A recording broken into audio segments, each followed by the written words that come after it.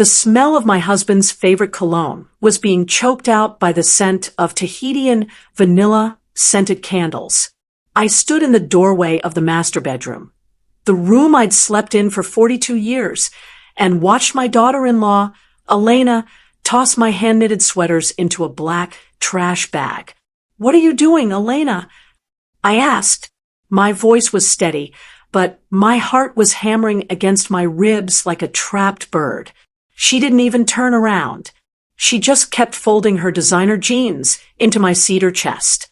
"I told you yesterday, Jacqueline, Marcus, and I need the space. This room has the best light for my Get Ready With Me videos, and the ensuite is much larger. I've moved your things to the basement room.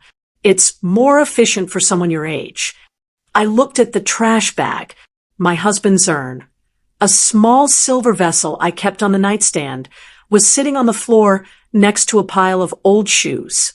"The basement is damp, Elena, and my husband's things."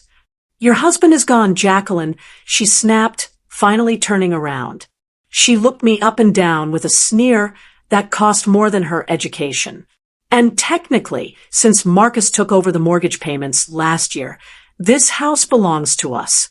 You're a guest, and guests don't get the master suite. It's mine now. All of it." She stepped toward me, closing the distance until I could smell the expensive latte on her breath. "In fact, I've already called the painters. They're covering this grandma floral wallpaper with slate gray tomorrow morning. If you have a problem with it, you can take it up with your son. But we both know Marcus does exactly what I tell him to." She brushed past me, hitting my shoulder just hard enough to make me stumble. I looked at the room. I looked at the trash bags. And then I looked at the small, hidden floorboard under the vanity, the one Elena didn't know about, the one that held the original, unnotarized deed to the property, and the evidence of the $200,000 Marcus had borrowed from my retirement fund to buy Elena's engagement ring. She thought she was evicting a tired old woman. She didn't realize she was declaring war on the woman who owned the ground she was standing on. "I understand, Elena," I said softly. She laughed, a sharp, ugly sound. "Good. I'm glad you finally accepted your place." She didn't see the smile I was hiding. She didn't expect my reply, because while she was planning on painting the walls, I was already planning on selling the house, with her still inside it. The basement room smelled like wet concrete and forgotten winters. It wasn't just a room. It was a burial ground for the life I had built. Elena had left my husband's urn on a cardboard box next to a leaking pipe, right beside the donate bags filled with my clothes. As I sat on a moth-eaten sofa that should have been thrown out years ago, I listened to the ceiling. Thump, thump, thump. Elena was dancing. I could hear the muffled bass of her music vibrating through the floorboards. She was celebrating her conquest, probably filming one of those home renovation videos where she talks about purging the old energy while she tosses 40 years of my memories into a dumpster. I am Jacqueline Renee Scott. For 30 years, I was the head librarian at the county's largest public archive. People think librarians are quiet, timid women who like cats and tea. They're wrong. Librarians are the masters of the paper trail. We know that every lie leaves a footprint, and every secret is eventually filed under consequences. I had raised Marcus to be a leader, but I had accidentally raised him to be a puppet. When he brought Elena home, I saw the strings immediately. She didn't love my son.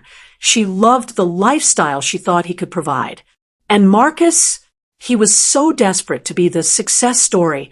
I wanted him to be that he started cutting corners to pay for her modern minimalist dreams. "Mom, you down here?" Marcus stepped into the basement. He was wearing a $1,000 suit, but he looked like a shivering child. He wouldn't look me in the eye. He stared at a crack in the foundation instead. "Elena said you were settled," he muttered. "Look, it's just for a few months. Once the business expansion goes through, we'll look into a nice assisted living community. Somewhere with a garden. Assisted living, Marcus? I asked. I didn't get up. I just sat there in the shadows, holding my husband's silver urn. In this house, I taught you how to walk. In this house, I sat with you through every fever. I paid off the mortgage on this house the day you graduated. And I'm paying the taxes now, he snapped, his voice cracking with a guilt he was trying to turn into anger. I'm the one keeping this place afloat. You're retired, Mom. You're a liability on paper. We had to move the deed to my name to protect you from yourself. I'll explain that, I said, my voice dropping to a whisper that made him flinch. But I'm getting ahead of myself. To understand why Marcus thought he had the right to protect me, you have to understand the $200,000 loan. 2 years ago, Marcus came to me crying. He had misallocated funds at his firm to buy Elena a house in the Hamptons she demanded. He was facing jail time. I did what any mother would do. I gave him my retirement. I signed over the house's equity. I saved him. But I'm a librarian. I don't just sign things. I record things. While Marcus was busy protecting me by moving the deed into his name, he didn't realize that the paperwork he signed contained a very specific, very legal life estate clause. It means that as long as I'm breathing, I have the legal right to occupy the master bedroom. And the house cannot be sold or altered without my notarized consent. He hadn't read the fine print. Elena certainly hadn't. They were so blinded by the gray slate paint and the get ready with me videos that they forgot I spent 30 years reading contracts for a living. Just stay down here for the night, Mom, Marcus said, turning toward the stairs. We're having the partners over for drinks. It'll be loud. You'll just be in the way. He disappeared back into the light of the upper floors. I stood up. I didn't go to the bed. I went to the old workbench in the corner of the basement. I pulled out a hidden metal lockbox. Inside wasn't just the original life estate deed. It was the digital recording of the night Marcus confessed to the embezzlement, the recording I took to protect the family. I had been sending Marcus reminders for months, small notes about the debt, gentle requests to respect my space. He ignored every single one. That was my powerful, repeated action, the silent warning. He thought my silence was weakness. He thought Elena's, "It's mine now," was the final word. I reached into the box and pulled out my phone. I had one contact saved under priority. It was the lead auditor at Marcus's firm. "I have the reply you were looking for," I whispered into the dark. The basement was a tomb, but upstairs, the house was screaming with life. I could hear the muffled roar of laughter, the expensive clinking of ice against crystal, and the rhythmic thump of a bass line that made the dust dance on my husband's urn. Elena was hosting her victory gala, a housewarming party for a home she had stolen one room at a time. I spent an hour in that damp dark, sitting on a crate, wearing my Sunday best under my old cardigan. I wasn't hiding. I was waiting for the clock to strike 10. At 10:01 p.m., I walked up the basement stairs. I didn't sneak. I opened the door and stepped into the kitchen, which looked like a war zone of discarded catering trays and half-empty bottles of Chardonnay. The living room was packed with the beautiful people, Marcus's business associates and Elena's influencer friends, all of them admiring the modern aesthetic that had erased my life. "Jacqueline," Marcus's voice cut through the noise. He was standing near the fireplace, a glass of scotch in one hand and his other draped around Elena's waist. He looked horrified. "I thought you were resting." The music died down as people noticed the disheveled woman standing in the center of the room. Elena's face went from a practiced socialite smile to a mask of pure venom in 3 seconds. She marched over, her silk dress shimmering like oil on water. "What are you doing up here?" she hissed, her voice low so the guests couldn't hear. I told you to stay downstairs. You're embarrassing Marcus. Look at you, you're covered in dust. I was just looking for my husband's silver, I said, my voice projecting perfectly to the back of the room. I used my library voice, the one that commands absolute silence. The pieces that were on the mantel, the ones Elena put in a trash bag this morning. A few guests whispered. Elena's eyes widened. Marcus, get her out of here, she demanded. No, Elena, I said, pulling a folded piece of paper from my pocket. I think the guests should see the new decorations. Especially this one. I handed the paper to Marcus. It wasn't the deed. Not yet. It was a printout of a bank transfer, the $200,000 he'd moved from my account to his investment portfolio last year. Marcus turned the color of ASH. Mom, please. Not now. We'll talk about the loan later. It wasn't a loan, Marcus. I said, a loan requires an agreement. That was a withdrawal. And I've spent the last 6 months sending you letters, emails, and texts asking for it back. You didn't reply to a single one. That was the turning point. I wasn't the victim anymore. I was the auditor. I had been sending those messages like clockwork, every Monday at 9 a.m., knowing he was deleting them. I was building the paper trail of willful intent. Marcus, what is she talking about? Elena snapped, sensing the shift in the room. Her influencer friends had their phones out now. This wasn't a room reveal anymore. This was a life ruin. I'll explain that, Marcus stammered, looking at his partners. She's confused. The age, the stress of the move. I'm not confused, son, I interrupted, and neither is Mr. Henderson. I pointed to the front door. A tall man in a gray suit, whom I'd called from the basement, was standing there with 2 uniformed officers. Mr. Henderson was the lead auditor for Marcus's firm. He didn't look like he was there for a cocktail. Marcus Scott, Henderson said, stepping into the light. We've finished the internal review of the client escrow accounts.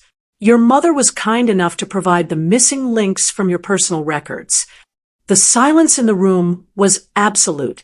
You could have heard a pin drop on the hardwood floors I'd spent 40 years polishing. Elena looked at Marcus, then at the police, then at me. Her, it's mine now, bravado vanished, replaced by a frantic, jagged panic. Wait, this is a mistake. We're the owners of this house. Marcus, tell them. Actually, I said, stepping toward her, that's the reply I've been waiting to give you. Elena. I pulled out the second paper, the life estate deed. You see, Marcus never actually owned the right to move me.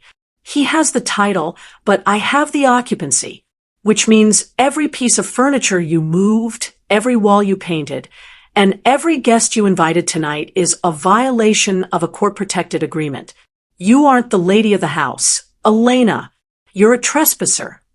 The flashing blue and red lights from the driveway strobed against the slate-gray walls of the living room, making the whole house feel like a distorted disco.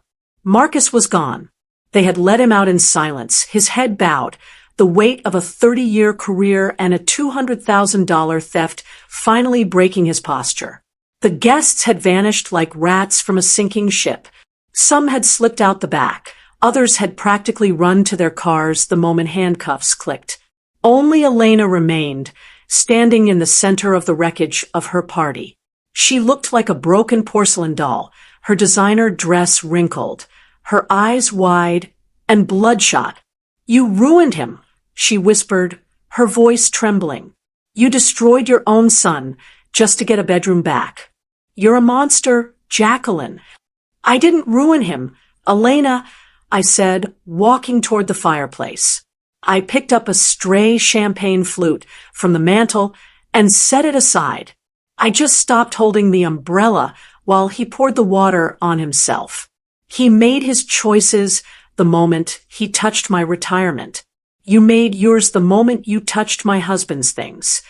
She looked at the officers who were still standing by the door. You can't kick me out. I'm his wife. This is my legal residence. Actually, one of the officers said, glancing at the life estate deed I'd handed him, the owner of the occupancy rights has requested a formal removal of all non-permitted occupants following a breach of peace and criminal investigation. Since the primary title holder is under arrest for felony embezzlement, and this document proves Mrs. Scott has sole control over who lives here, you need to leave, ma'am. Elena's jaw dropped. Now, it's 11 o'clock at night. I believe the basement is available, I said, tilting my head. Though, as you mentioned, it's a bit damp. Or you can take those black trash bags you packed for me and find a hotel. I'm sure you have a get-ready-with-me video to film about your new minimalist lifestyle. The cost of her arrogance was finally hitting her. Relationally, she had no one. Her friends hadn't even looked back as they peeled out of the driveway. Financially, she was tied to a man whose bank accounts were currently being frozen by Mr. Henderson's team. I watched her walk up the stairs. She didn't have the clack-clack of victory in her step anymore. She looked small. 10 minutes later, she dragged 2 of the black trash bags down the stairs, the very same bags she had stuffed my life into that morning. This isn't over, she spat as she reached the front door. I'll sue you. I'll take everything you have left. Elena, I said, stepping onto the threshold. The night air was cool and honest. You can't take what was never yours. And just a tip, when you're looking for a place to stay tonight, check the fine print. It's the details that get you. I watched her drag her bags to her car. She struggled with the weight of them. The irony was almost too much to bear. She had packed them so full of things she didn't need that she could barely move them. When her taillights finally faded into the distance, I closed the door and locked it. The silence that followed wasn't the heavy, oppressive silence of the basement. It was the quiet of a library after a long, chaotic day. It was the sound of a story finally being put back in its proper order. I didn't go to the master bedroom. Not yet. I went to the basement one last time. I picked up my husband's silver urn. I carried it up the stairs, past the slate-gray living room, and back into my suite. I placed him on the nightstand, right where he belonged. I'll explain that. Or rather, I'll explain why I didn't feel like a winner. I'm 65, and my son is in a holding cell. My daughter-in-law is a ghost. But as I sat on the edge of the bed, my bed, I realized that being a mother doesn't mean being a doormat. Sometimes the most loving thing you can do is let the world teach the lesson you were too soft to give. The powerful, repeated action of my life had been protection. But tonight, I chose truth. The phone rang at 2 a.m., a jagged, piercing sound that sliced through the first real sleep I'd had in weeks. I didn't even have to look at the caller ID to know it was the county jail. My hand shook slightly as I pressed the phone to my ear. I expected sobbing. I expected Marcus to beg me to drop the charges or to blame Elena for everything. I didn't expect the cold, hollow laugh that came through the receiver. I hope you're happy, Mom, Marcus said. His voice sounded thin, like wire being stretched to the breaking point. You got your room back. You got the house. But you have no idea what you've actually done. What I've done, Marcus, is hold you accountable, I replied, sitting up and switching on the bedside lamp. The light hit the silver urn, and for a second, I felt Henry's presence, the steady, moral compass I had allowed Marcus to ignore for too long. You stole from me. You tried to erase me in my own home. You think I took that money for Elena's jewelry? Marcus's laugh turned into a jagged cough. I'll explain that, but I'm getting ahead of myself. To understand the secret Marcus had been keeping, you have to understand that my son wasn't just a thief. He was a gambler, not with cards or horses, but with the high-stakes, unregulated world of offshore growth funds. He hadn't moved that $200,000 to buy Elena an engagement ring or to pay for her get ready with me lifestyle. He had moved it because he was being blackmailed. Elena didn't know, Marcus whispered, the bravado finally cracking. She thought I was the golden boy. She thought the money was coming from my bonuses. But 3 years ago, I made a mistake on a client's portfolio. A big one. I tried to cover it up, and someone at the firm found out. They've been bleeding me dry ever since. The cost of his choice, the lies, the theft, the mistreatment of his own mother wasn't just greed. It was a desperate, panicked attempt to keep a facade from crumbling. He had allowed Elena to play the villain because it was easier than admitting he was a failure. He had let her take my bedroom because the person blackmailing him had threatened to visit the house if the next payment didn't arrive. He thought by moving me to the basement, he was keeping me away from the front door. Why didn't you tell me, Marcus? I asked, my heart sinking. We could have gone to the police. We could have fought it together. And lose the house, he snapped. And lose the Scott name? I couldn't let everyone know I was the diversity hire who couldn't cut it. I had to be the man you expected me to be. I looked around the master suite.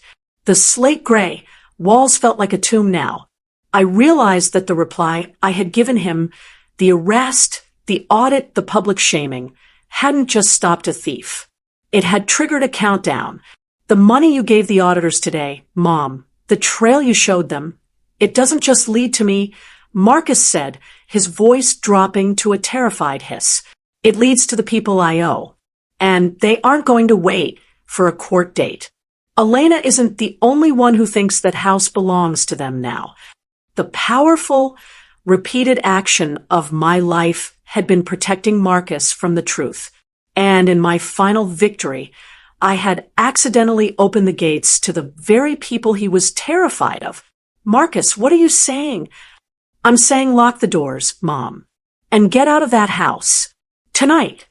The line went dead. I stood up, my legs feeling like lead. I walked to the window and looked out at the driveway. The street lights were flickering. A dark sedan I didn't recognize was idling at the curb, its headlights off. Elena had been a petty, arrogant girl playing at being a queen.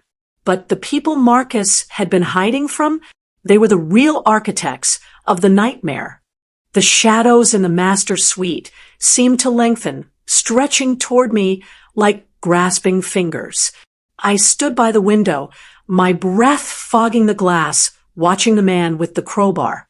He wasn't hurrying. He had the calm, terrifying confidence of someone who knew the house was empty of anyone who mattered. To him, I was just a 65-year-old obstacle, a footnote in Marcus's debt. I am Jacqueline Renee Scott, and if there's one thing a librarian knows, it's how to secure the archives. I didn't panic. I didn't scream.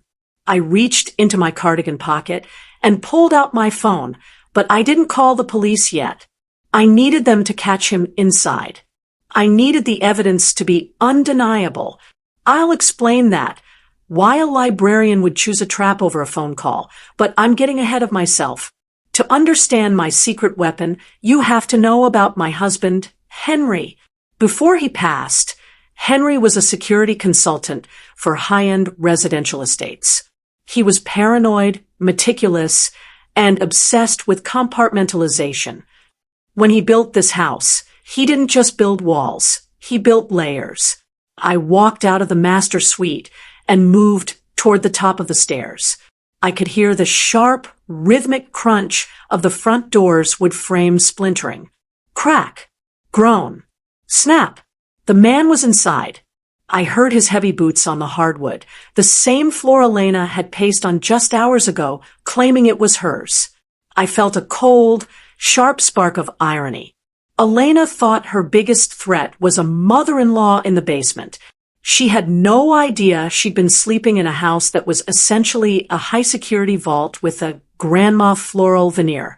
Marcus, the man's voice called out, low and gravelly. I know the feds took you, but I know the old lady's still here. Just give me the ledger. Jacqueline, give me the ledger. and I'll leave the house standing. I retreated into the hallway, but I didn't go back to my bedroom. I went to the linen closet. I pulled a hidden lever disguised as a shelf bracket. A heavy, steel-reinforced door slid shut behind me, sealing off the entire upper wing of the house. It was a panic room setup Henry had installed decades ago, disguised as a simple hallway partition. "I don't have a ledger for you," I said, my voice projected through the intercom system Henry had wired into every room. "But I do have your face on 16 different high-definition cameras, and I have the silent alarm currently notifying the precinct that an armed intruder is on the premises." The man cursed, the sound echoing through the speakers. I heard him strike the steel door with the crowbar. Clang! The vibration shuddered through the floor, but the door didn't budge. "You think this saves you?" he growled. "I'll burn this place down with you in it." "I wouldn't do that," I replied calmly. "The ventilation system in this wing is independent, but the fire suppression system in the living room, it's industrial grade, and I've just activated the chemical foam." The powerful, repeated action of my life had been protecting Marcus from the consequences of his actions. But as I watched the monitor in the closet, seeing the man get drenched in a thick, suffocating layer of fire-retardant foam, I realized I was finally protecting the right person, myself. The cost of Marcus's secret was a house that had become a fortress and a son who had become a stranger. I watched the man struggle, slipping and sliding on the floor Elena had insisted on polishing until it shone. Then the sirens started. They weren't the distant, fading sirens of Marcus's arrest. They were loud, immediate, and coming for the man who thought a 65-year-old woman was an easy target. I sat down on a stack of spare blankets and took a deep breath. My heart was racing, but for the first time in years, I didn't feel afraid. I felt like the architect of my own destiny. The intruder is currently face down in a pile of chemical foam, and the police are breaking down the back door to finish what I started. But as the officers clear the house, they find something in the man's pocket that wasn't supposed to exist, a second set of keys to my house. And when I see who gave them to him, I realize the betrayal didn't end with Marcus. The police had the intruder pinned against the slate-gray wall, his face smeared with fire-retardant foam that looked like a grotesque birthday cake. As the officers hauled him upright, a heavy ring of keys tumbled from his jacket pocket and clattered onto the hardwood. I stepped out from behind the steel partition, my legs finally steady. I looked down at the keys. I recognized the keychain, a small, sparkling E encrusted with fake diamonds. It was Elena's. "I'll explain that," I said to the lead officer, my voice cold as an Arctic wind. "But I'm getting ahead of myself. To understand why my daughter-in-law would hand the keys to our sanctuary to a man with a crowbar, you have to understand the depth of her modern minimalist greed. Elena didn't just want the master bedroom. She wanted the life insurance. While Marcus was being blackmailed for his gambling debts, Elena had been making her own side deals. She knew the house was technically in Marcus's name, but she also knew about my life estate clause. As long as I was alive, she couldn't sell the property to cover the mountain of credit card debt she'd hidden from Marcus. To her, I wasn't just a liability on paper. I was a roadblock to a multimillion-dollar payout. She gave them to me. The man spat, wiping foam from his eyes. "The girl," she told me, the old lady had a ledger with all the offshore account numbers. She said if I got the ledger, I could take whatever I wanted from the safe. We were supposed to split the insurance when the accident happened. The cost of my choice, of letting Elena into my home, of trying to be the supportive mother-in-law, was almost my life. I had been feeding a viper at my table, and she had been measuring me for a coffin while she picked out paint swatches. "Where is she?" I asked the officer. "We tracked her phone to a motel 6 miles out." He replied, bagging the keys as evidence. She was waiting for a call. When she saw the police units heading this way, she tried to bolt. We picked her up at a gas station 10 minutes ago.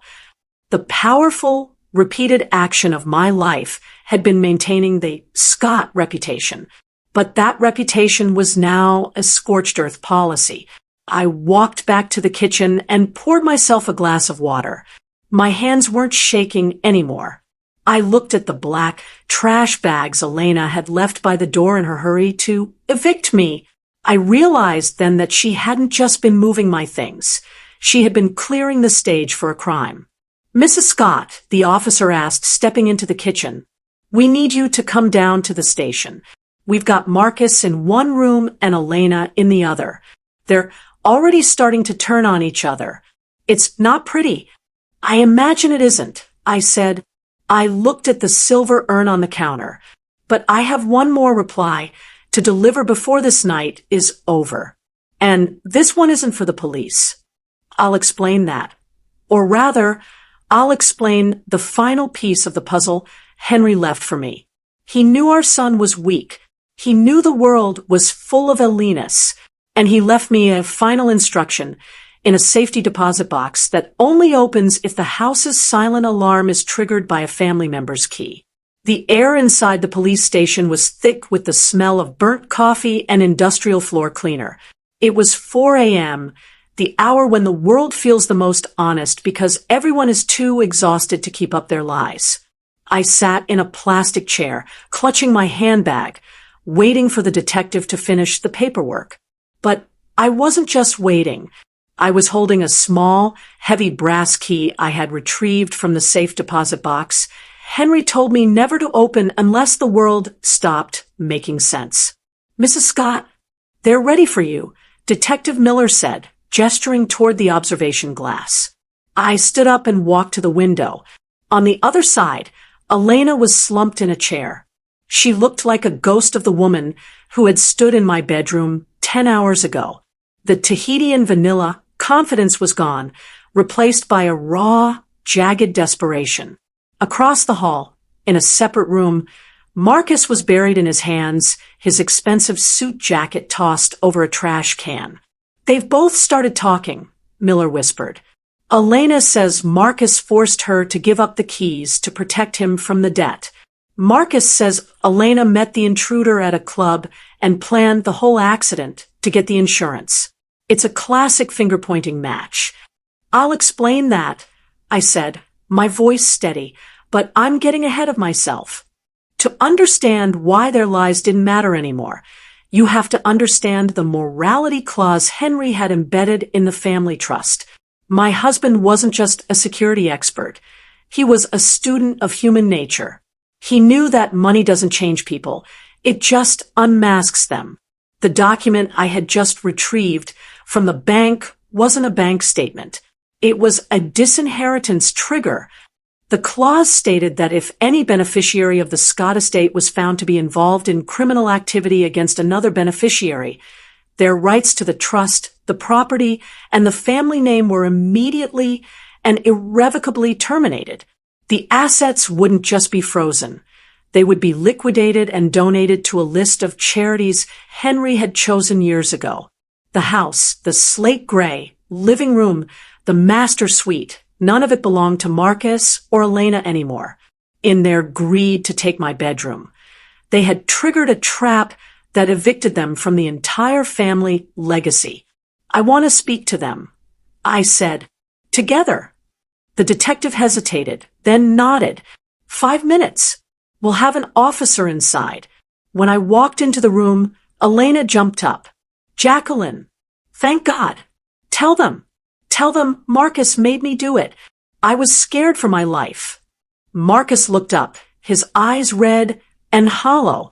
"Mom, please, don't listen to her. She's the one who brought that man to the house.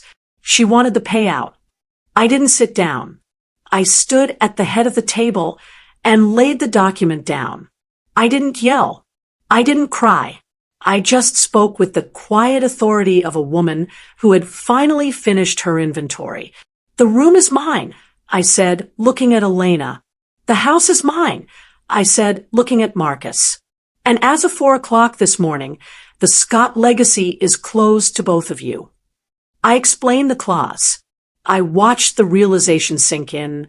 The moment they realized that in trying to steal the primary suite, they had lost the entire kingdom. You can't do that. Elena shrieked, her voice cracking. I'm entitled to my share. You're entitled to the black trash bags you packed for me. Elena, I said. I had the officers bring them from the foyer. They're waiting for you in the evidence locker. Everything else, the cars, the jewelry, the slate gray furniture, belongs to the county library fund now. Marcus didn't scream.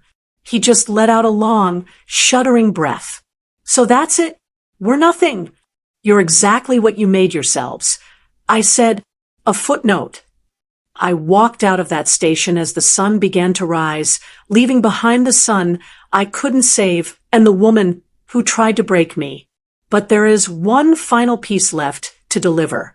I'm heading back to the house now, and I'm bringing a bucket of antique white paint, because by noon today, the master bedroom won't just be mine. It's going to be the site of a final, unexpected meeting. The morning air was crisp, tasting of salt and renewal. I pulled into my driveway as the first real light of day hit the slate gray siding Elena had insisted on. It looked dull in the morning sun, a flat, lifeless color that didn't belong in a house built for laughter. I stepped out of the car, my bones aching, but my spirit feeling lighter than it had in decades. I wasn't alone. Sitting on the porch swing, the one Henry and I had shared 1,000 sunsets on, was a woman I hadn't seen in 15 years. She was wearing a simple tan trench coat, her hair a distinguished silver that mirrored my own. She held a manila envelope in her lap, like it was a shield. I'll explain that, she said, nodding toward the house, but I'm getting ahead of myself. To understand why Sarah Jenkins was sitting on my porch at 6 a.m., you have to understand that Henry didn't just build layers of steel and foam. He built layers of people. Sarah wasn't just my former assistant at the library. She was the woman Henry had hired to be the external auditor of the family trust. He knew I'd be too blinded by motherly love to see Marcus for who he was. He needed someone who knew the Dewey Decimal System of a lie as well as I did. Sarah, I breathed, sitting on the step below her. You've been watching the accounts this whole time? For 15 years, Jacqueline, she said, handing me the envelope. Henry set it up before he died. He knew Marcus was struggling with the weight of the Scott name. He told me that if the house ever felt cold, it was time to move the pieces. I'm the one who tipped off Mr. Henderson's firm. I'm the one who tracked the offshore gambling debts. The cost of my choice, the choice to keep Marcus's secrets, had been 15 years of Sarah's life, too. She had been the ghost in the machine Henry had planted to ensure that if the house ever fell, it would fall on the right people. The intruder last night, I whispered, how did he know about the ledger? He didn't, Sarah said. I planted the rumor of a ledger in Elena's social circles. I needed her to move. I needed her to show her hand. I knew she'd sell the keys the moment she felt the walls closing in. I just didn't expect her to do it so efficiently. The powerful, repeated action of my life had been protecting a legacy that was already being guarded by a silent sentinel. Henry hadn't just left me a house. He'd left me a guardian. So what now? I asked, looking at the for sale sign that would soon be replaced by a property of the Scott Library Trust placard. Now, Sarah said, standing up and brushing off her coat, we finished the inventory. There's a box in the garden, Jacqueline, under the hydrangea bush Henry planted for you. He said that when the bedroom was finally yours again, you'd need the true title. I walked to the hydrangea bush, its blue petals just beginning to peek through the green. I dug with my bare hands, the cool earth getting under my fingernails, a far cry from the slate gray, sterile life Elena had planned for me. 6 inches down, I hit wood. I pulled out a small cedar box. Inside wasn't a deed or a key. It was a letter written in Henry's messy block letter scrawl. Jacqueline, if you're reading this, the house is quiet again. You were always the best librarian I knew, but you forgot one thing. Some books aren't meant to be saved. They're meant to be closed. The house isn't the legacy, Maggie. You are. I looked back at the master bedroom window. I saw my husband's silver urn catching the light. I realized then that the reply I had been searching for wasn't a legal document or a clever trap. It was the simple, terrifying freedom of being alone. I've cleared the house, I've exposed the traitors, and I've found the final message my husband left for me in the dirt. But as I walk back inside to start painting over Elena's mistakes, I see a figure standing in the hallway, someone who wasn't supposed to be released from custody for another 24 hours. And they aren't looking for a bedroom. I stepped over the threshold. The cedar box clutched to my chest. The house was silent, but the air felt heavy, like the atmosphere before a summer storm. I walked into the kitchen, and that's when I saw him. Marcus was sitting at the kitchen island, still wearing his rumpled suit. He wasn't in handcuffs. He wasn't behind bars. He looked up, and his eyes were flat, devoid of the panic or the rage I'd seen at the station. "I'll explain that," he said, his voice a ghost of its former self, "but I'm getting ahead of myself. To understand why my son was sitting in my kitchen after a felony arrest, you have to understand the power of a first-time offender plea and a high-priced lawyer Henry had retained years ago for unforeseen family emergencies. Marcus had been released on a technicality, a temporary bond secured by the very trust he had just been evicted from. It was the last drop of mercy the Scott name would ever afford him. "The police let you go?" I asked, my hand finding the edge of the marble counter. "On a leash," Marcus replied. "I have 24 hours to gather my personal effects before the liquidation begins. Sarah told me about the clause. She told me I'm a stranger here now." He looked around the room, his gaze lingering on the slate-gray patches Elena had started. "She's gone, Mom." "Elena! The police found her at the motel. She tried to pin the intruder on me, but the keys with the E on them, she couldn't explain those. She's not coming back. Not to this house, and not to me." The cost of his choice was finally fully visible. He had lost his wife, his career, and his home. But as I looked at him, I didn't feel the surge of maternal pity I'd felt my whole life. I felt a strange, clinical detachment. I was a librarian looking at a book with too many missing pages to ever be repaired. "Why are you here, Marcus? You could have sent a mover." "I came for this," he said, sliding a small, leather-bound ledger across the counter. It wasn't the offshore account ledger the intruder had been looking for. It was a diary, Henry's diary. "I found it in the safe while I was protecting your interests," Marcus whispered. "I didn't steal your money because of gambling, Mom. I mean, the debts were real, but that's not why I did it. I did it because I found out that Dad didn't build this legacy on security consulting. He built it on the same thing I did, debt and desperation. He was just better at hiding the tracks." I opened the ledger. The handwriting was Henry's, but the words were a confession of a life lived on the edge of a different kind of ruin. The Scott legacy was a beautiful, hollow shell long before Marcus ever touched it.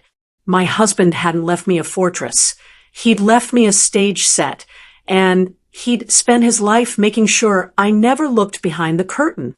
The powerful, repeated action of my life had been believing in a lie.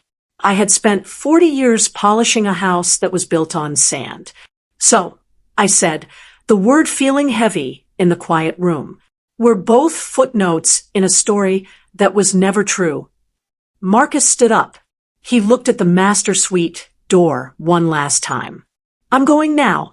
I have a room at a halfway house. I start the restitution program on Monday." "Good," I said. "And Marcus—" He stopped at the door. The next time you want a room, make sure you're the one who laid the bricks." He nodded once and walked out. I didn't watch him leave. I walked into the master suite, picked up a roller, and dipped it into a tray of antique white paint. With one long, steady stroke, I began to erase the slate gray. The cost of the truth was the house, the money, and the son I thought I knew. But as the white paint covered the darkness, I realized I finally had something better than a legacy. I had the truth. And in the world of a librarian, the truth is the only thing that stays on the shelf forever. I'm standing in a room that's finally white, finally mine, and finally honest. Marcus is gone. Elena is a memory. And the Scott name is a closed chapter. But as I finish the last wall, I realize that the story doesn't end with a house. It ends with a woman who finally learned to read between the lines. Thank you for following my journey from the basement to the light. This was the reply they never expected, the sound of a woman finding her own voice. If you enjoyed this series, hit that subscribe button and share this video with anyone who thinks they can be pushed into a corner. My story is over, but yours is just beginning. What's your reply going to be?